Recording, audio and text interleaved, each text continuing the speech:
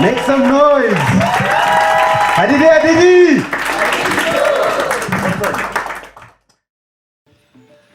Good evening, ladies and gentlemen. My name is Gift Vuma, all the way from Bulawayo, City of Kings. Wamfazo Shaindota. I'm going to tell you guys a story. The story about how do I let it go. It was back in 2007. Slele Tintis. Drinking too much of it. While we're still drinking, I noticed a scar from one of the guys that we were sitting with. And the scar from that guy, my family members and my friends, they used to tell me to let it go if I see the guy. But how do I let it go?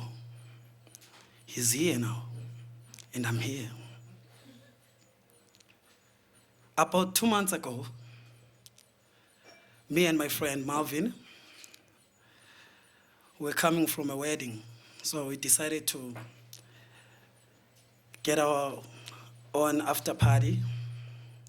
So we decided to go to Kiss Kiss. Marvin was a guy who had too much money, who liked to spend for everyone, who doesn't want to see anyone suffer. Ever smiling guy, but short-tempered. So we get to that establishment. We choose to get ourselves a very expensive bottle of whiskey. Glenfiddich, 18 years. We start drinking the Glenfiddich, playing pool. 30 minutes goes by. Marvin says he wants to go home. He's tired. So I'm like, Chief, you want to go home? Go home. But leave the bottle behind, because I'm staying behind. So Marvin goes, he leaves me behind. I stay with the bottle, play pool as usual. 30 minutes again. Guess who pops up? Marvin. Marvin, why are you back? He says, no, man, my wife is having a party at home. So I can't run away from this noise to hear another noise at home. So I'm like, good idea. Let's carry on. We drink the bottle. It finishes. We choose to get ourselves beer. Peroni Nastro Azzurro. 12. Zash. So as we're still drinking Peroni, maybe there are 8 dumpies left. Marvin decides to go again. He says, Vanna, this time I'm not coming back. I'm going to sleep. I'm like, Chief, I told you the first time, if you're going, go, but leave the beers behind. Because the night is still young for me. So I tell him as well that, please, this time don't come back. He promises not to come back this time. An hour, 30 minutes thereabout. Guess who's here again? Marvin. I'm like, dude, are you crazy? He says, guess who I came with? This time I came with my wife. She says she wants to come out with me after the party that they had at home. So I'm like, oh, okay. Let's do this. So we decided to get ourselves a table, a big table, because it's many of us at the same time. So as we got the table, we sat down, ordered drinks, had the time of our life. 10 minutes afterwards, there comes 2 guys inside the establishment, going with 2 beautiful ladies. They sat on the table behind us. While we're still listening to the music, enjoying the excited, those guys started an argument with those girls. It was getting higher and higher. You see, if the argument is more than the music, you just look at the people who are fighting. So as they were insulting those girls stood up, the girls that they came along with. They stood up, coming to our table, going out. So the guy who was sitting with them threw a glass of alcohol to those ladies. As he was throwing it, he threw that beer to us as well. Because remember, I told you Marvin didn't take shit. He asked the guy, dude, why are you pouring us with alcohol after that you don't even say anything, sorry or something. The guy was like, what are you gonna do about it, you motherfucker? I was like, here we go again.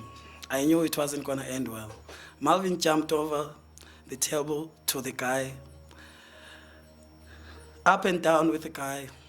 As they were busy doing it, I saw he was winning, so I decided to stand there until that guy's friend took a broccoli and broke it going to Marvin. That's when I said, no ways, not to my friend. So we're up and down with those guys until the security separated the fight. So we explained to the security what happened. They took the guys outside. We followed them outside because we had that thing that these guys are fucking with us. When we got there, we decided not to fight anymore. So they went inside their car and took off. We went back inside. As we went back inside, I decided not to sit in the same table because I was angry.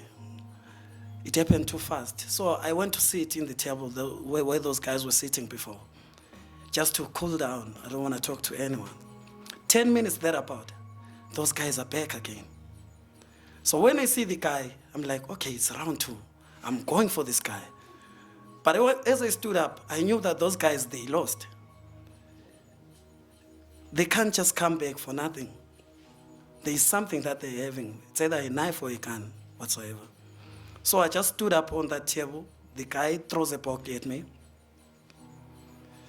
When he throws a broccoli at me, I go under the table. He throws another broccoli at Marvin. Marvin didn't think the same way I thought. He went to the guy same time. That's when I heard gunshots. Boom. Boom. I tried running for my life.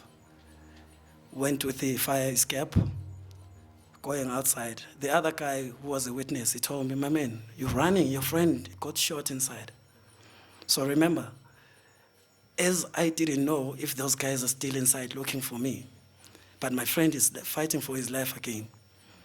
So I didn't know what to do exactly, to run and see what's gonna happen the next day or to go and save my friend's life.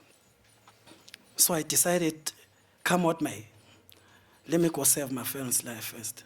When I got there, those guys are gone. I took Marvin to hospital.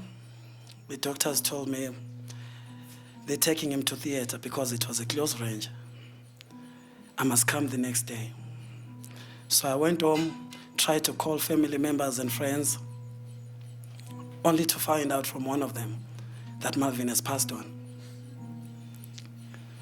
So I tried calling other people to gather around so that we can make means, we give him a proper burial. Everyone was blaming me. They said I'm the one who got him killed because he was always loaded. He had too much money. May I call my friends to come and kill Marvin? So even on the day of the burial, the family members said, why don't I take the coffin alone? Why I must carry the coffin alone? Because I'm the one who got Marvin killed. So after the burial, I decided to chill at home, not to go out, relax at home, until that day when I sat with those guys, the guy with the scar, the very same guy who shot Marvin. They were asking me, those guys, what happened? They wanted information from me, if I still remember them, if I can still recognize the guy. So I told them, I don't want to talk about that, I don't know the guys. But I went back to tell his brother, Marvin's brother, that I saw the guy who killed Marvin. He told me to let it go. But did I let it go? I'll leave it to you guys to decide. Thank you. My name is Gift.